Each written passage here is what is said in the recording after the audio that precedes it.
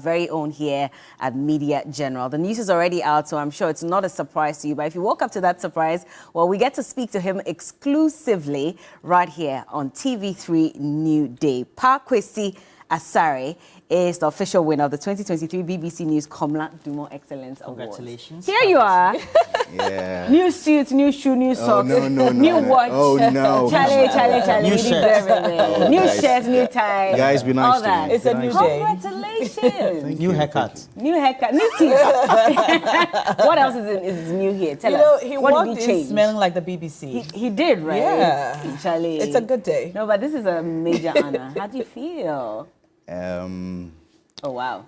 Here we go. It's exciting. It's a thrilling feeling, but it also feels like a lot of responsibility on my shoulders. The exciting part of it is that it's been 8 years since the Komla Dumor World News Award was launched by the BBC, and we've all been eagerly waiting for a Ghanaian to win this award. In fact, it's been won by 2 Ugandans, 2 Nigerians. In fact, they won back-to-back. There's also a Ugandan, Kenyan as well. Yeah. And then last year was won by a Zambian, the youngest ever. And I'm sure now would recall, in our days at EIB, the very maiden edition, the inaugural one, I entered. Yeah. And I came runner-up. It was won by Nancy Kakungira, who currently works for the BBC. Very much deserved, very much deserved. So it's been 8 years down the line, and then this year, I kind of felt like I should try again, you know, because every year I get my friends from different media houses approach me and say, you were runner-up in the very maiden edition. Let us know, what did you do right, or what did you not do right, so we also enter. So a lot of them have tried, and I just said, let me try again. And for me, I think between 2015 and now, a lot has happened in my life. A lot has changed. The very maiden edition in 2015, I think I just had 3 months of television experience. I just joined TV3 because I've done radio for a very long time. And so I just started television. I was very fresh to television. And so 8 years down the line, I've been in and out of the country. I've garnered a lot of experience for myself. I've become bolder. My understanding of global and national issues are better. I have a relatively better grasp of continental issues. And so I said, listen, I'm going to go for the juggler this time. Yeah. And Here you are. Here we go. Well done. This is a big win for Ghana. And since the award was instituted in 2015, it's been a little sad, if I should say, that a Ghanaian hadn't won, seeing that it's an award scheme named after a Ghanaian journalist. The award has come home to Ghana now, and as Roland keeps saying, it's back home. Other winners have said that when they were first told that they had won, they were given strict instructions not to disclose this information to anybody until the main announcement was made globally. Were you given similar instructions? Absolutely. Okay. I was, I was out of town, actually. So I'd gone on holidays. So I was in Canada, actually. Okay. You're chilling. I got to Canada on the 7th. No, I left Ghana on the 17th. Got to Canada on the 18th of July. And then I got the news on the 19th. That long? No, it's just a day after I got to No, you've known since the 19th Yes, of yes, July. yes, yes, yes, That long yes. from time. Okay. Yes. In fact, I think about 2 weeks to my travel, that's when because we went through several processes. So 2 weeks to my travel that I got an email that I had been shortlisted for the interview. Okay. And so I did the interview. So we're told on Friday, the interview was on Wednesday. So I did the interview, and then I had just about a week to travel. So I left. I couldn't really be bothered though. So I just Are you left. sure you couldn't? I'm sure you're still a bit nervous. Just a tad bit nervous. I didn't want to stress myself because I'd gone through this in 2015. Yeah. Come on, I'd gone through the interview stage. After I got an email 3 weeks later that, the judges have shortlisted 3 candidates, and you're one of them. Yeah. And so it's very competitive. We'll get back to you on who eventually wins. Then later I hear Nancy has won, I'm runner-up. So I didn't really want to stress myself. So I left, and so they told me that. So they actually tricked me. They told me So I got the email on Friday before traveling on Monday that, so congratulations on the interview. The judges have shortlisted 3 candidates. You're one of them. But there's a final thing to do, which is happening on the Wednesday, the 19th. And so let's know your availability for that. You would, a BBC crew, you join a BBC crew for an interview or something. Okay. Then I was like, what's going on here? At that point, didn't you think, even for a split second, that this could be coming home, finally? I didn't want to believe it. I didn't want to believe it. Because, you know, they're strict. There are terms, you know, for the award. So the final thing is the interview stage. So what else? I mean, could it be so close that they... I mean, there's no, like, football match where there's a 1-1 and you've got to play penalties. I mean, you get it. Even if there are 10 qualified people, the judges can say, okay, so based on this guy has something, you know, which far outweighs the other person. And the award says, listen, the judge's decision is final. You cannot challenge it. All right. So I said, okay, so... and then getting to the time, you know, the BBC, how they work, they would give you an idea of what you're going to, you know, talk about. Because the interview stage was an interview and an exam. How many of you took that exam? I had absolutely no idea, okay. you know. But I know there were 10 slots. So, I see. You know. Okay. So there was no idea. And then all I get on the Wednesday morning was a link to a Zoom. Okay. So I started suspecting, and this was supposed to be 9 a.m. Canadian time. And then I log on, then 10 minutes to 9, they sent me an email and said, oh, sorry, we just finished an earlier interview, so we'd have to come back with you with another time. Another password. Okay.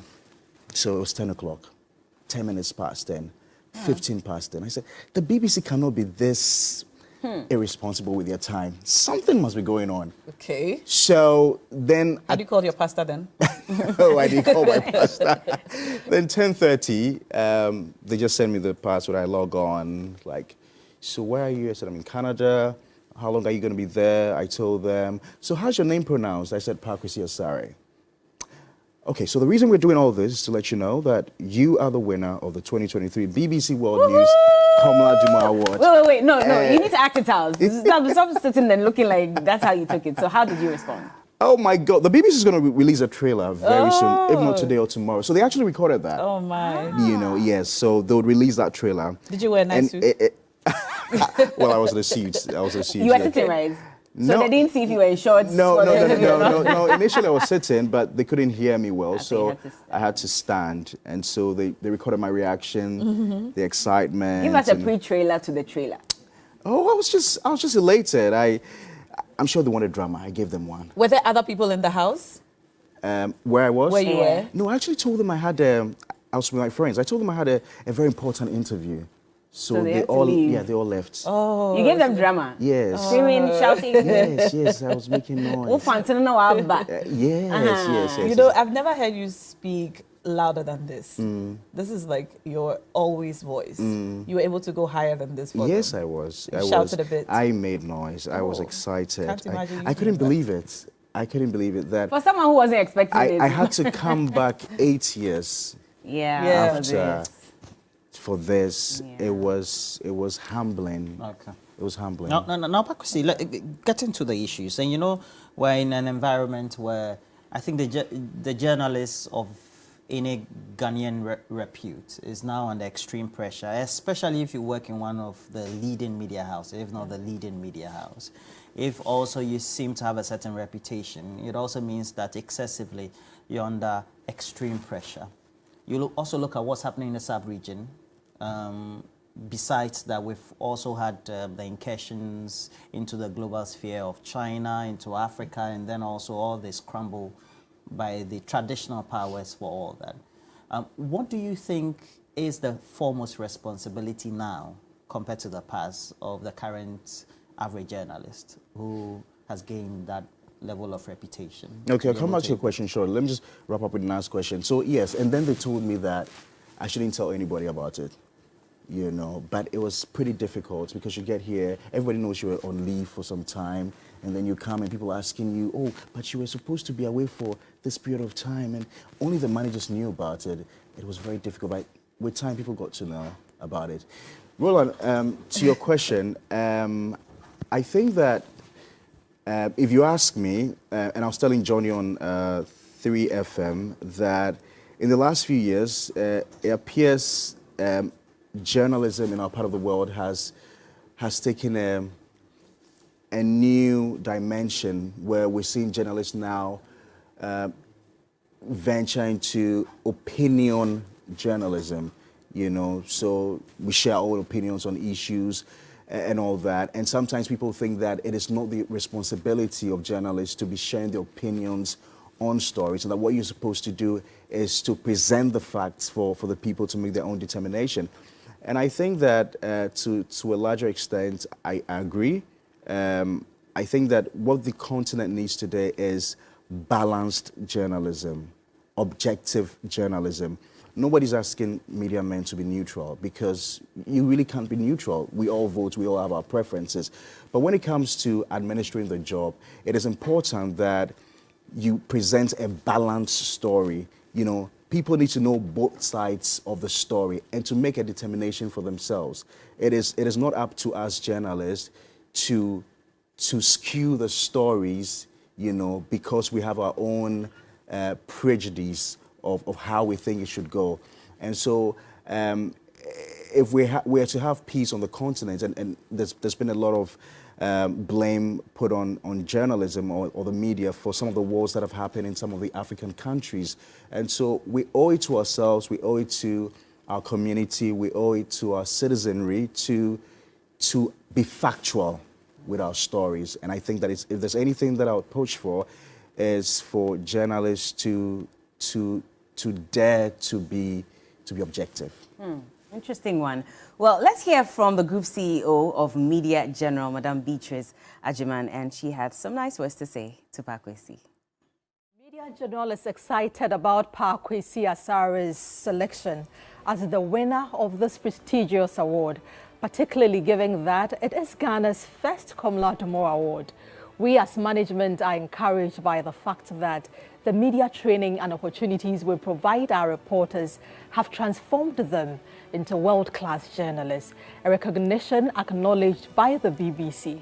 We remain committed to doing more to further enhance the skills of our journalists. Well, that's the Group CEO, Madam Beatrice Agyemang there. But this is certainly a pat on your back. But beyond that, how does this impact your work as a journalist, not just locally, but internationally?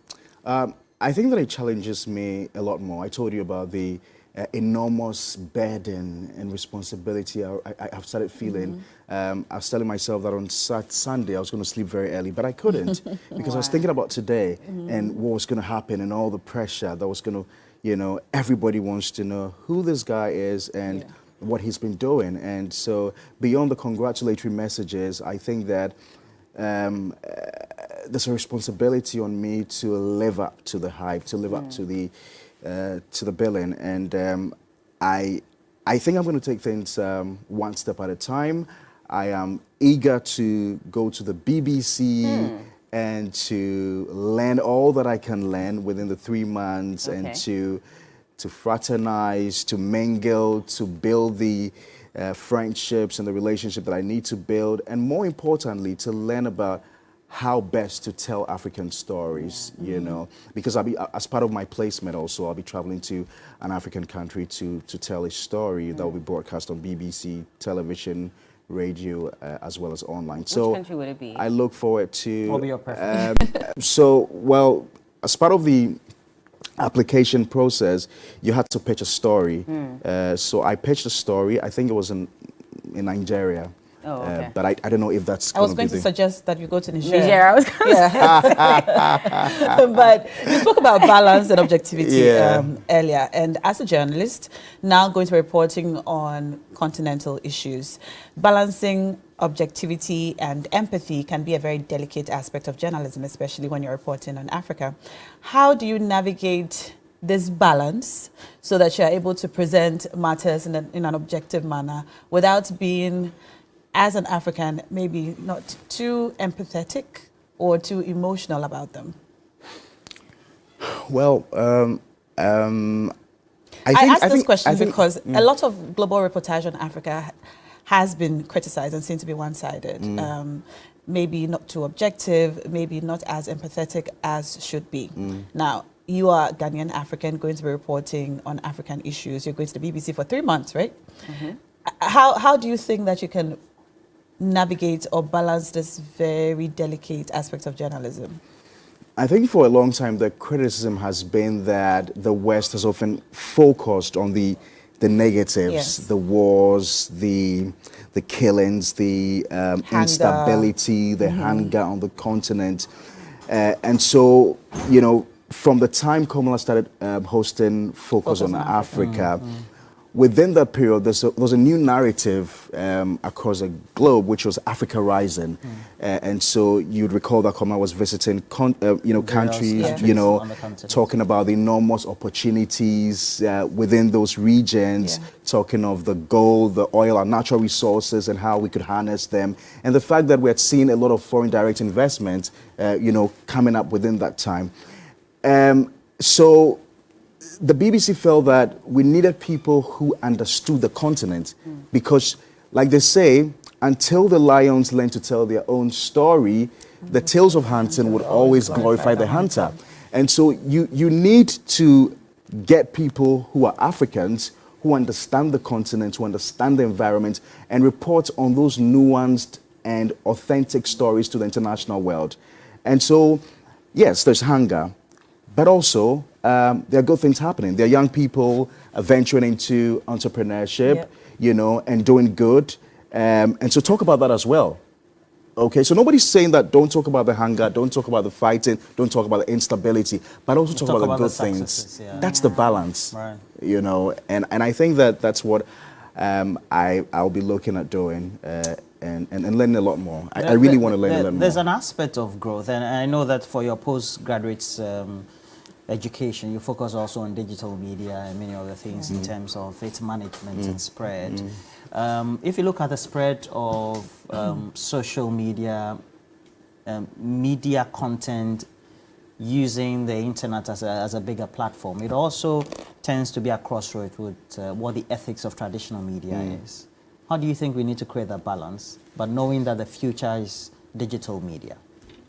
Well, I think that new media has come to stay and has posed a great challenge to traditional media. In fact, we're having traditional media now chase after new media.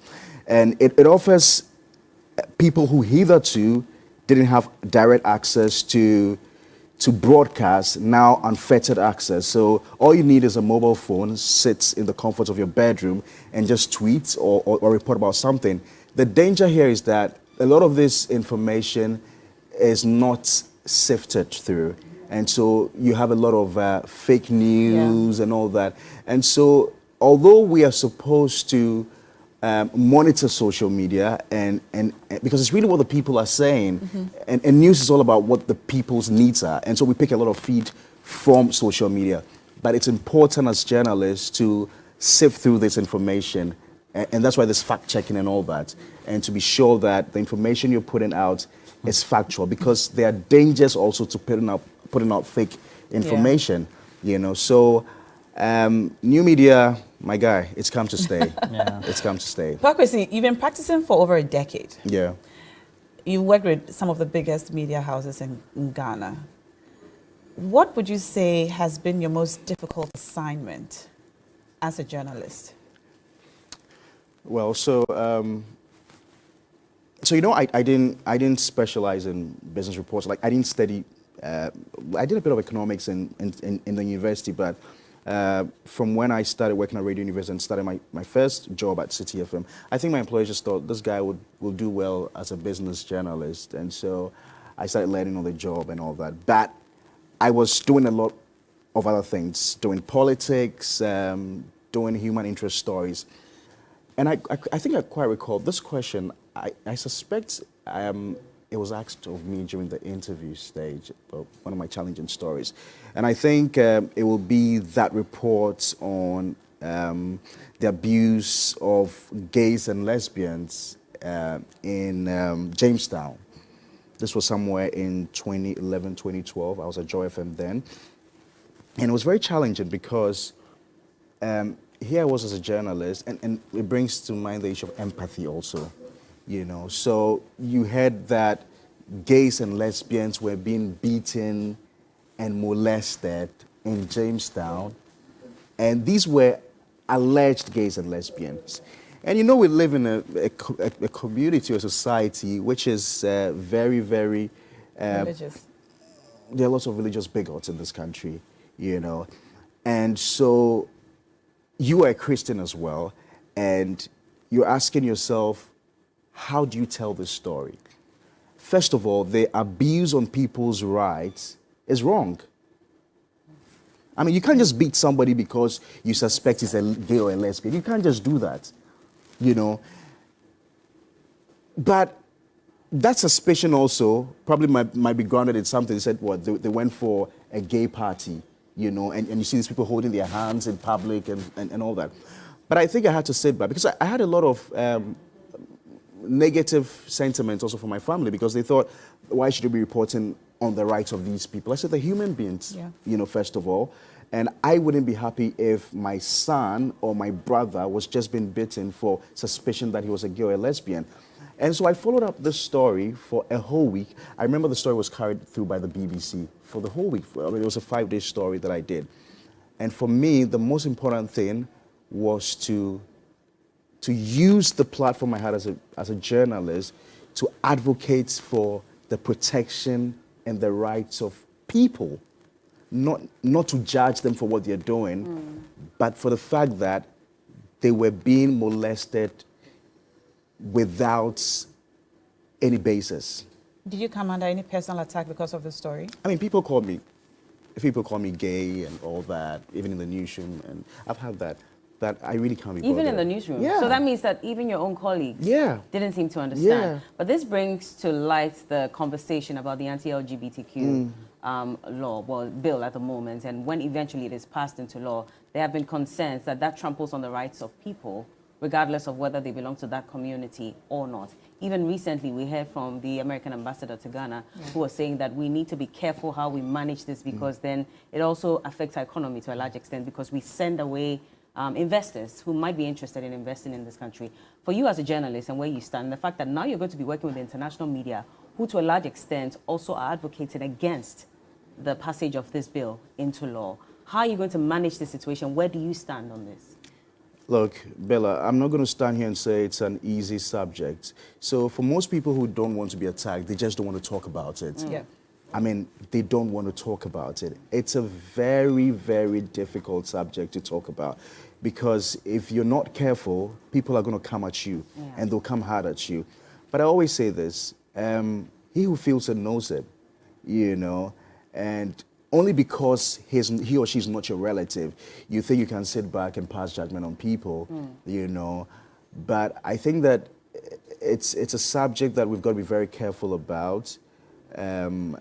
We've got to think deeply about it. Of course, we've got our value system as a people, which we need to protect. But is the antidote to these things that we call sinful or whatever, is it in beating people or stoning But nobody's them? necessarily advocating for physical attacks because if you look at the bill, it talks more about imprisonment of people who may be involved in that and even people who propagate the message on behalf of the LGBTQ community. And that in particular, many have called to question because they're asking that, so what if I even talk about it on TV? Does it mean that I'm guilty and should go to jail for that? And which is why a lot of people are asking if we need to tweak it a bit more. First of all, I think it's too harsh. It's too harsh? Yeah, I think it's too harsh. We can look at it again. I hope nobody comes after me, but I just think it's too harsh. And yes, nobody's talking about people beating people, but that's the first thing that comes to the minds of people when they see people doing those kinds of things, is to beat them. I think that we must reassess ourselves.